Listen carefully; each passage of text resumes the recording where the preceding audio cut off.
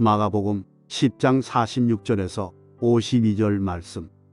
그들이 여리고에 이르렀더니 예수께서 제자들과 허다한 무리와 함께 여리고에서 나가실 때에 디메오의 아들인 맹인 거지 바디메오가 길가에 앉았다가 나사렛 예수시란 말을 듣고 소리 질러 이르되 다윗의 자손 예수여 나를 불쌍히 여기소서 하거늘. 많은 사람이 꾸짖어 잠잠하라 하되 그가 더욱 크게 소리 질러 이르되 다윗의 자손이여 나를 불쌍히 여기소서 하는지라. 예수께서 머물러 서서 그를 부르라 하시니 그들이 그 맹인을 부르며 이르되 안심하고 일어나라 그가 너를 부르신다 하매 맹인이 겉옷을 내버리고 뛰어 일어나 예수께 나아오거늘. 예수께서 말씀하여 이르시되 내게 무엇을 하여 주기를 원하느냐. 맹인이 이르되 선생님이여 보기를 원하나이다. 예수께서 이르시되 가라 내 믿음이 너를 구원하였느니라 하시니 그가 곧 보게 되어 예수를 길에서 따르니라. 아멘.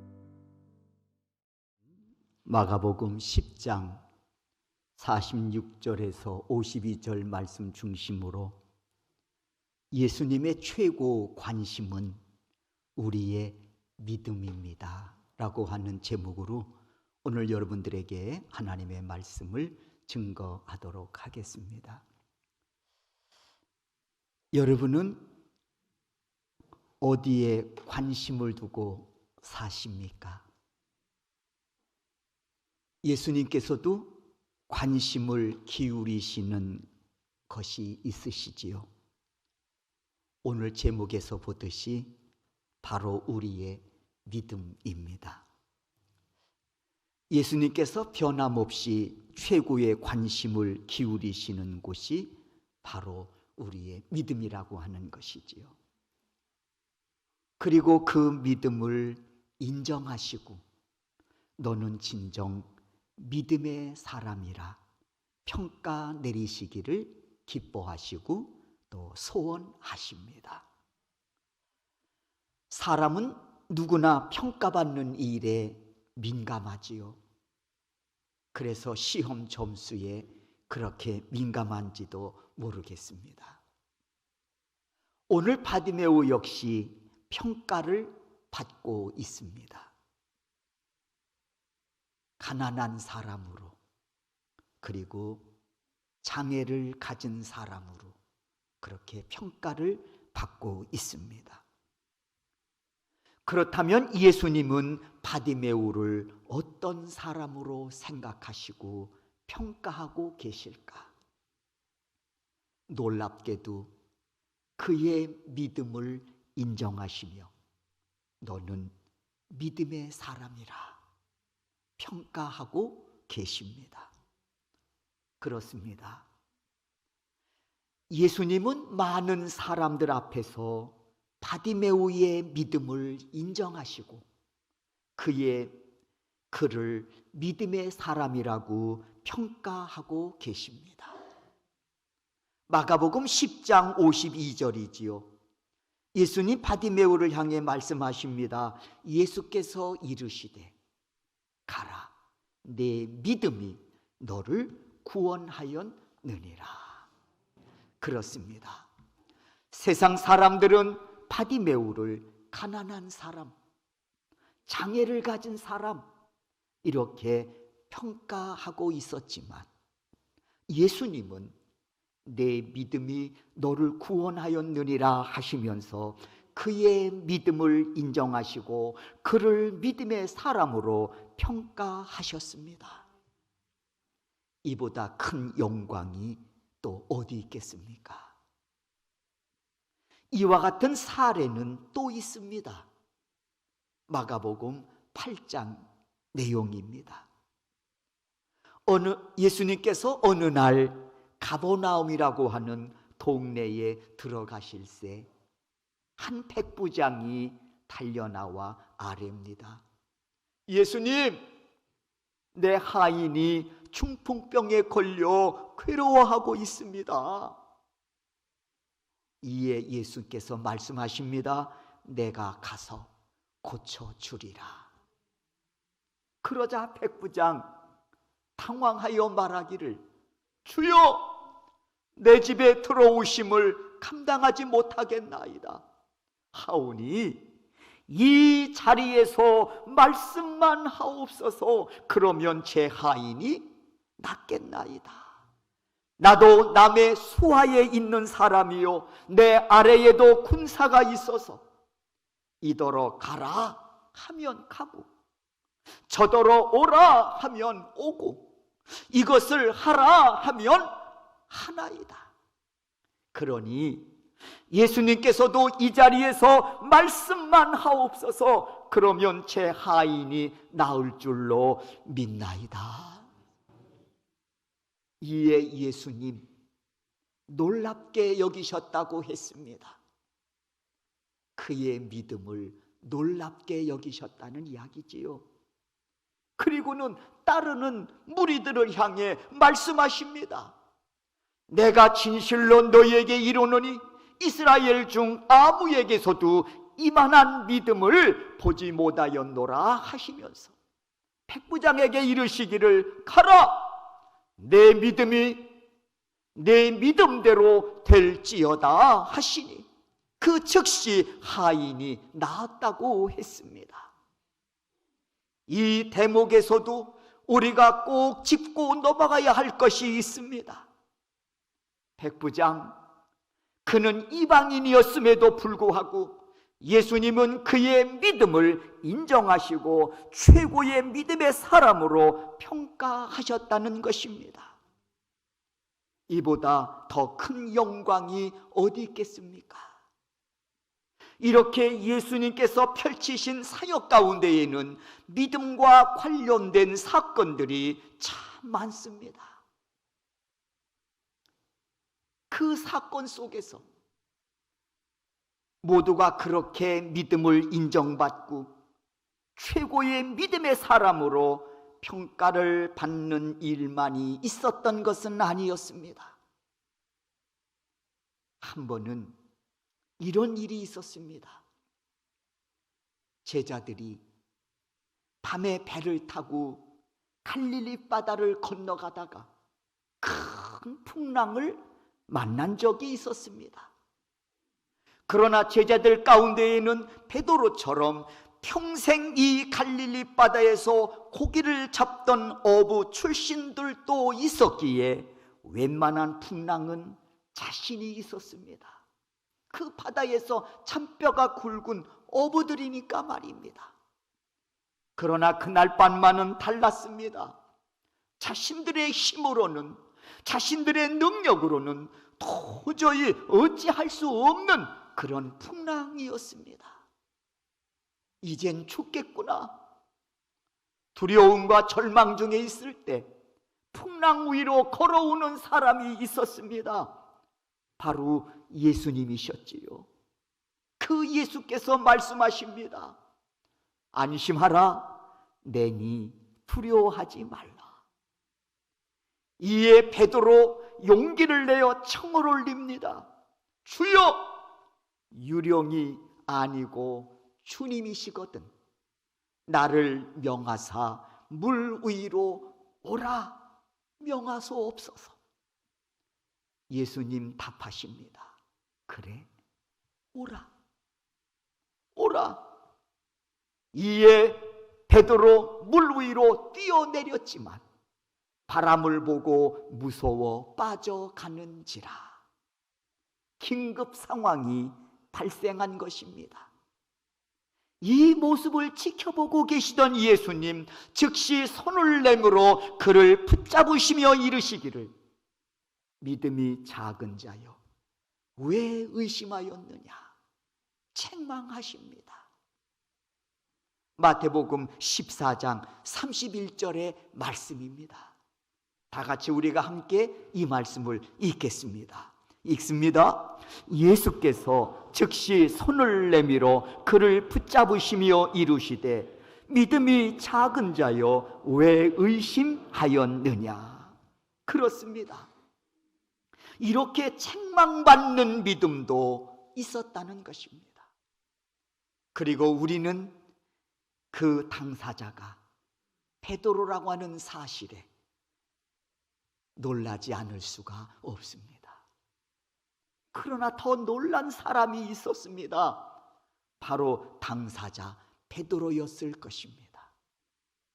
베드로, 누구보다도 믿음에 대해서 자신이 있었던 사람 아니겠습니까? 그런데 풍랑 속에서 막상 뚜껑을 열어보니 예수님이 인정하실 수 없는 그런 의심이 섞인 작은 믿음이었습니다.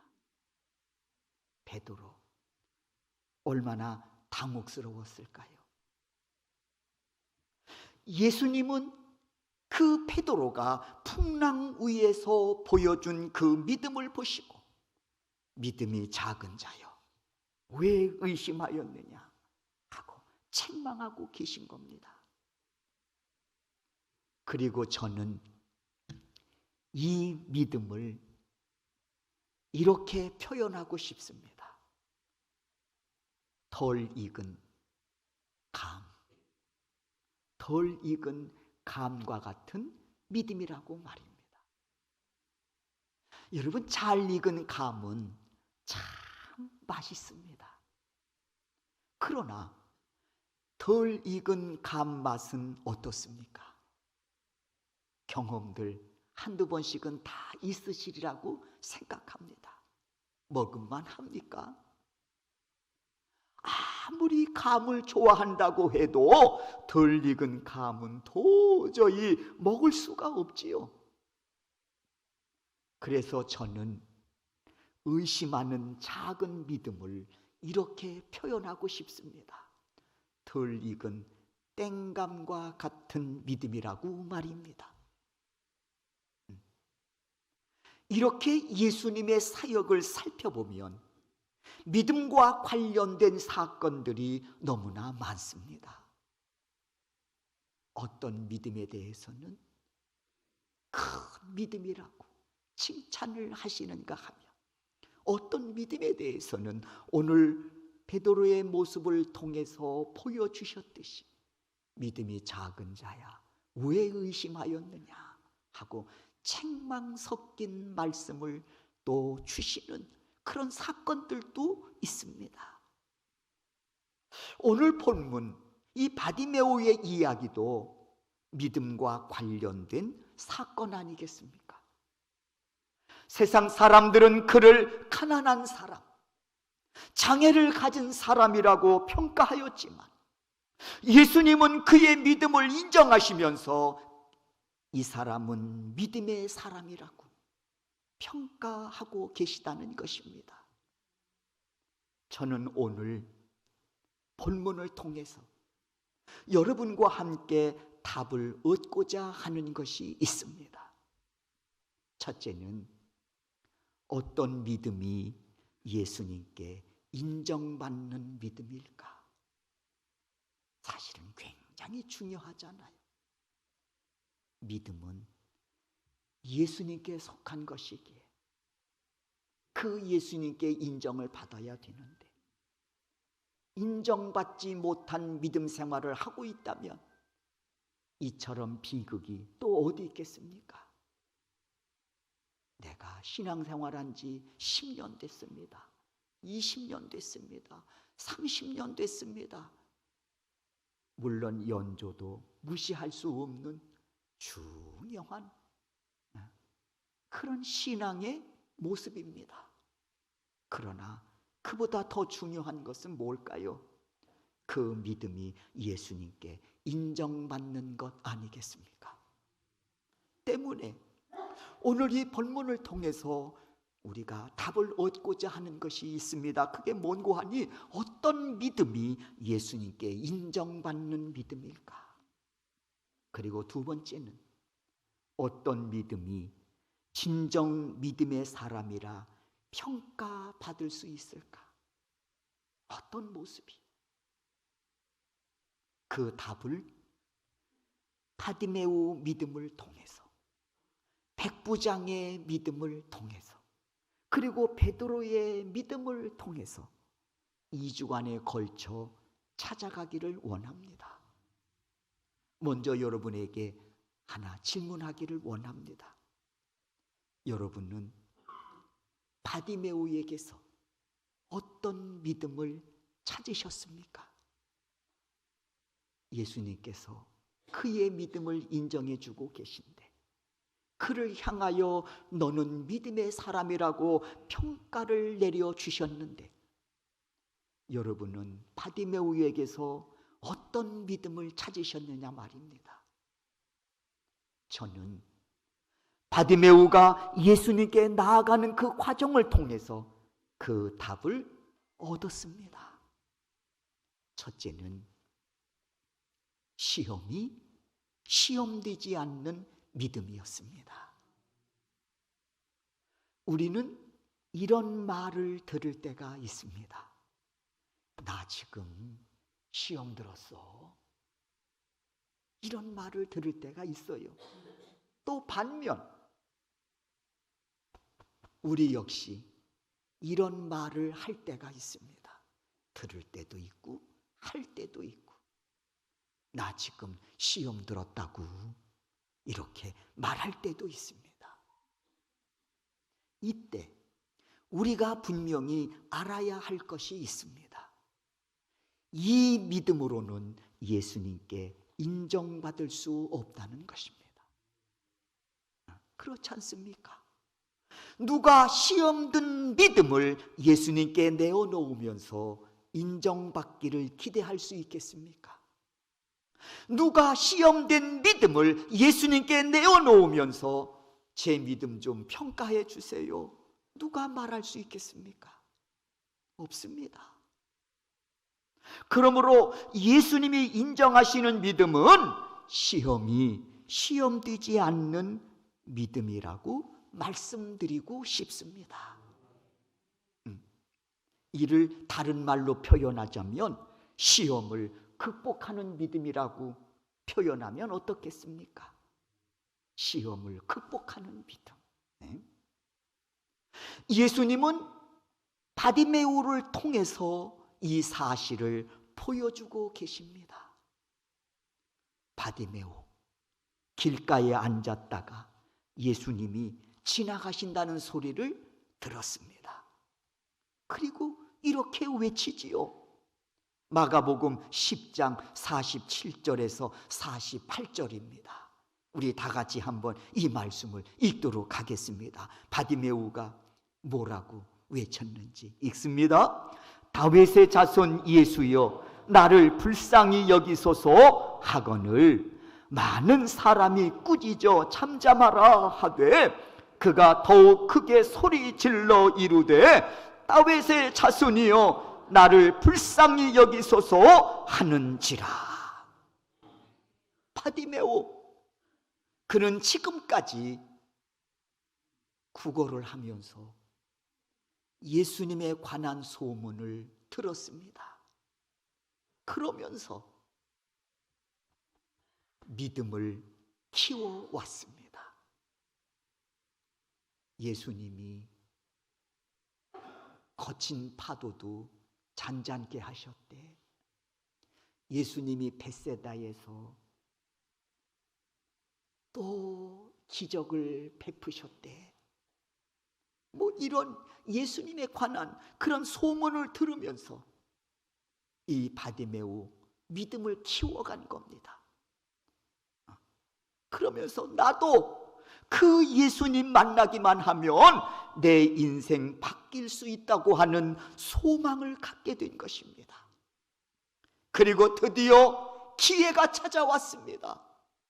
예수님이 자신이 구걸하는 그 길을 지나시게 됐다는 것이지요. 앞이 보이지 않으니 달려갈 수는 없고 바디메오는 앉은 자리에서 소리를 지릅니다. 다윗의 자손 예수님, 나를 좀 불쌍히 여겨달라고.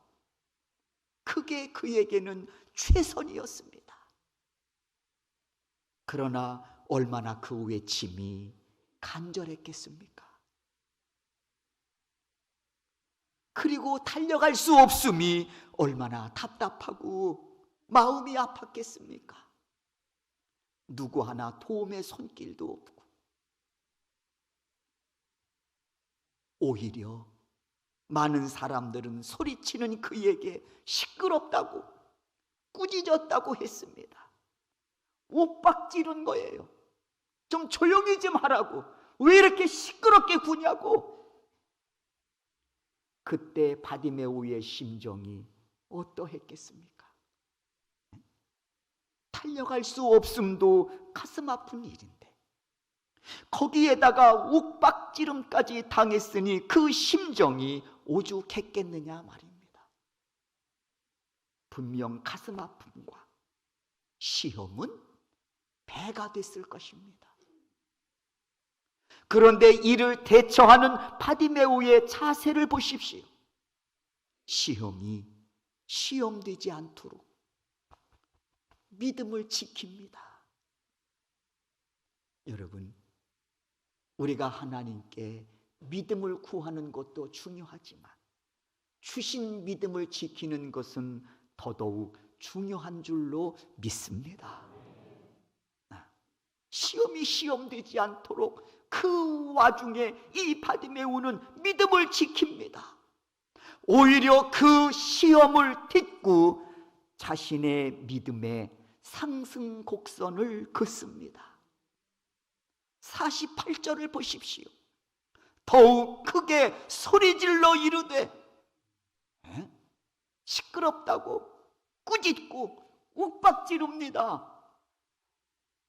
시험받아 주저앉을 수 있었겠지요. 그러나 바디메오의 모습을 보십시오. 더욱 크게 소리질러 이르되, 다윗의 자손이여 저를 좀 불쌍히 여겨주십시오.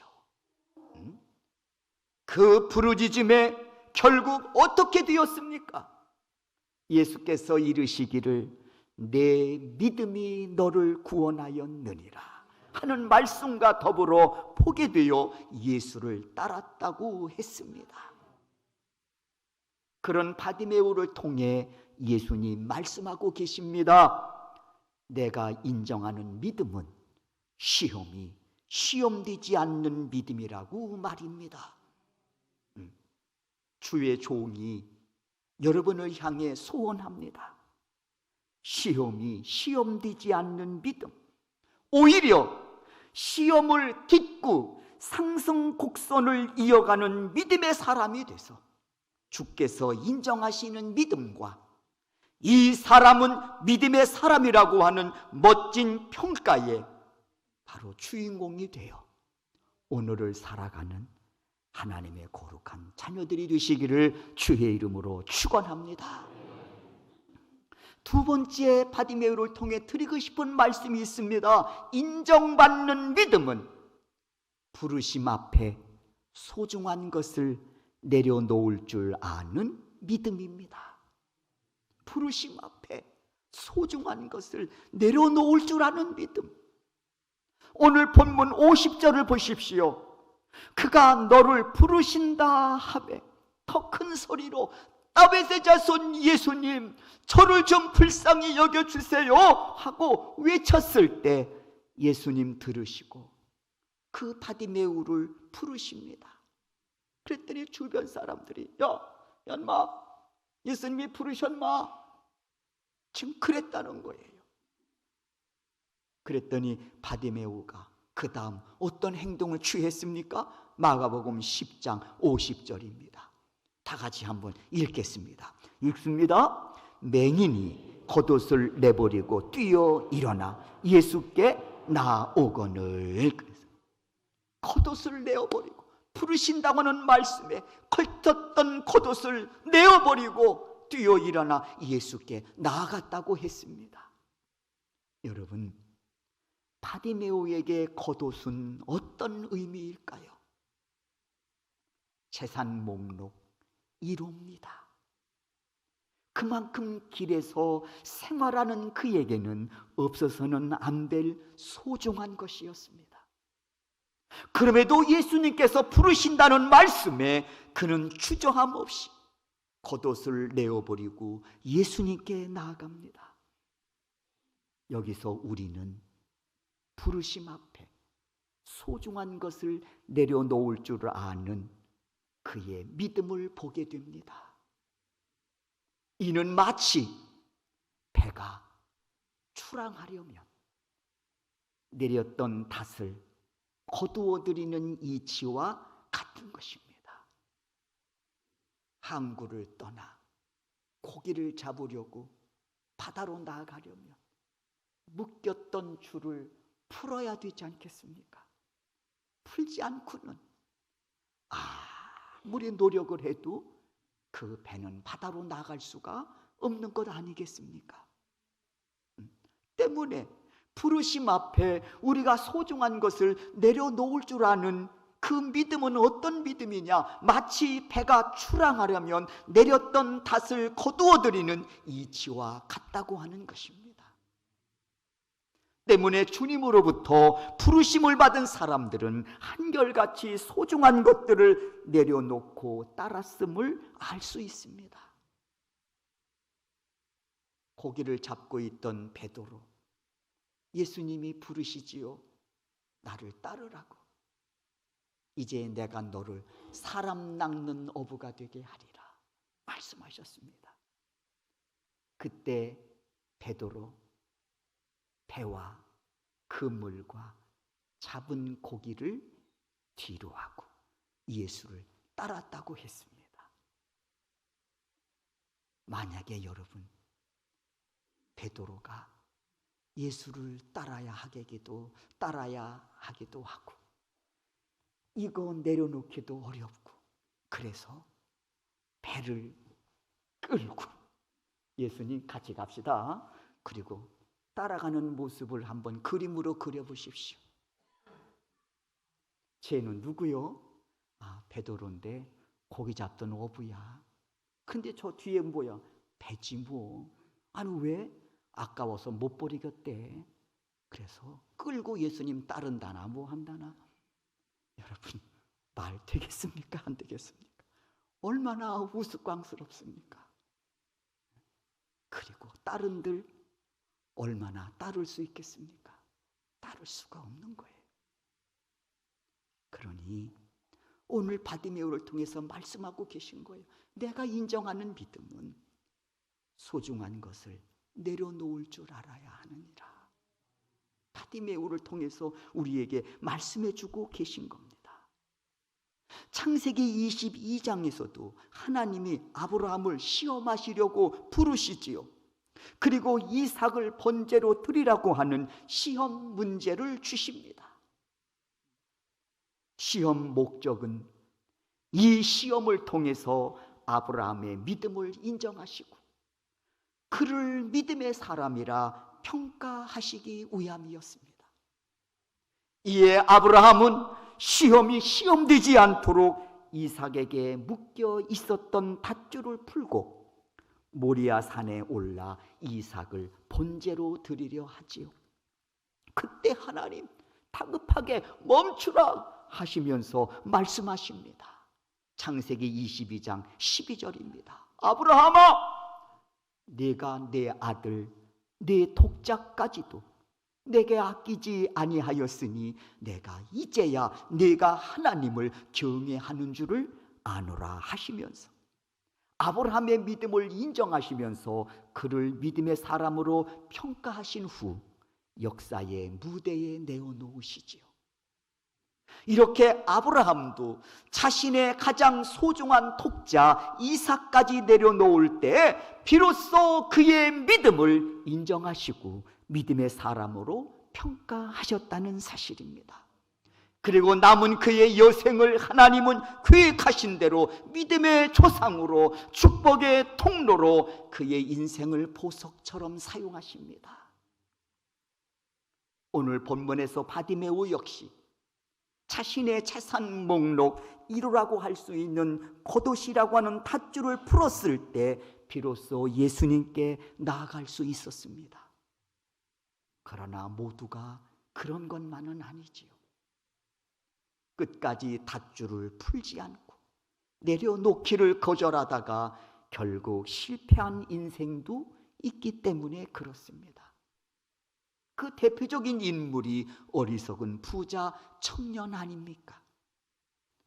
어느 날 부자 청년이 예수님을 찾아와서 어떻게 해야 영생을 얻을 수 있겠습니까? 하고 묻습니다. 부자 청년, 비록 그가 부자로 살면서도 늘 번민과 고통과 갈등 속에 있었던 것이 있었습니다. 영생의 문제지요. 그리고 이 문제를 해결받으려고 예수님을 찾아온 겁니다. 그리고 물은 거지요. 어떻게 해야 영생 얻을 수 있냐고 말입니다. 그러자 예수님 말씀하십니다. 계명을 지키라고. 그러자 자신 있게 이 부자 청년이 답합니다. 아, 그거요. 제가 어려서부터요. 제가 지켜왔습니다. 하고 자랑스럽게 이야기합니다. 이에 예수님 말씀하시기를 네가 아직 부족한 것이 하나 있다. 네 재물을 가난한 자들에게 나누어 주고 나를 따르라 하고 말씀하십니다. 그러자 그는 재물이 많은 고로 근심하며 예수를 떠났다고 했습니다. 이 사람에게는 재물이 닫힙니다. 또 어떤 사람은 자존심이 될 수도 있습니다. 어떤 사람은 세상이 주는 부귀 영화일 수 있습니다. 오늘 이 부자 청년 재물이 많은 고로 근심하며 예수를 떠났다고 했습니다. 결국 그 재물의 닷줄을 풀지 못하고 예수를 떠난 것이지요. 그는 비록 어려서부터 계명을 지켰다고 했지만 예수님께로부터는 그 믿음을 인정받는 데 있어서는 실패했습니다. 사랑하는 소명교회 성도 여러분, 여러분의 믿음은 어떻습니까? 오늘 예수님께서 나의 믿음을 보시면 뭐라 하실까 생각해 보셨습니까? 우리의 믿음을 인정하시며 너는 진정 믿음의 사람이라 평가하고 계실까? 우리는 자신의 믿음을 냉정하게 점검해 보아야 하겠습니다. 이는 매우 중요한 문제입니다. 고린도후서 13장 5절에서도 말씀합니다. 너희는 믿음 안에 있는가? 너의 자신을 시험하고 너의 자신을 확증하라. 그렇지 않으면 너희는 버림받은 자니라. 두려운 말씀이기도 합니다. 사랑하는 성도 여러분, 우리의 믿음의 생명은 예수님께 인정받는 순간부터라고 말씀드리고 싶습니다. 그리고 너는 진정 믿음의 사람이라고 평가하실 때부터라고 말씀드리고 싶습니다. 이에 예수님 바디메오를 통해 그 믿음에 관하여 말씀해 주시고 있습니다. 첫째, 시험이 시험되지 않는 믿음이니라. 사랑하는 우리 소명의 성도 여러분, 오늘도 시험은 파도처럼 밀려옵니다. 이를 감당하기 위해서는 믿음의 고도를 높이는 것입니다. 이에 주의 종이 소망합니다. 여러분 모두가 시험까지도 도약의 발판 삼아 믿음의 고도를 높여서 시험이 시험되지 않도록 믿음의 지경을 넓혀 가시기를 주의 이름으로 축원합니다.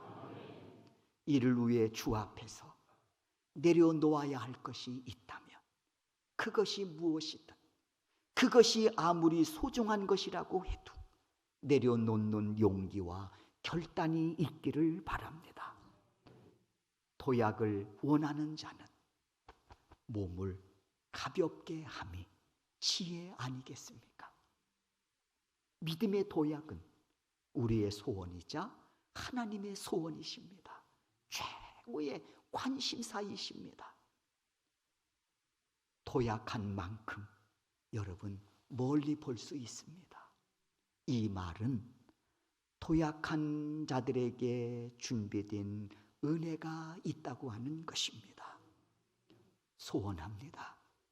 여러분 모두가 시험까지도 도약의 발판으로 삼아 믿음의 지경을 넓힘으로써 이 은혜의 주인공이 되어 오늘을 살아가는 그런 우리 성령교회 성도 여러분들이 되실 수 있기를 주의 이름으로 축원합니다.